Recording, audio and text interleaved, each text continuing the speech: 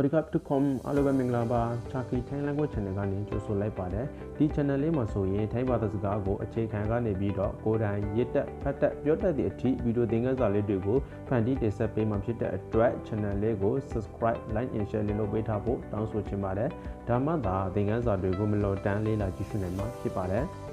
โอเคဒါဆိုရင်ထိုင်းဘာသာစကားကိုဘယ်လိုလေ့လာရမလဲဘယ်လိုအပိုင်းတွေပါဝင်လဲဆိုတာကိုအရင်ဦးဆုံးရှင်းပြချင်ပါတယ်ထိုင်းဘာသာစကားဟာဆိုရင်လည်းမြန်မာဘာသာစကားနဲ့တော်တော်လေးဆင်ပါတယ်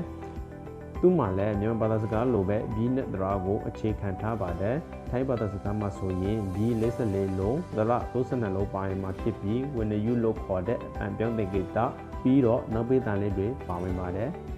ဒီဗီဒီယိုလေးမှာပထမဦးဆုံးထိုင်းပြည်နဲ့ဒရာကိုပေါင်းပြီးဘယ်လိုအတန်ထွက်လဲဆိုတာကိုဥပမာလေးတစ်ခုအနေနဲ့ပေါင်းပြပေးပါမယ်ကောကင်နဲ့စရာအားကိုပေါင်းပြပါမယ်ကောအားကာ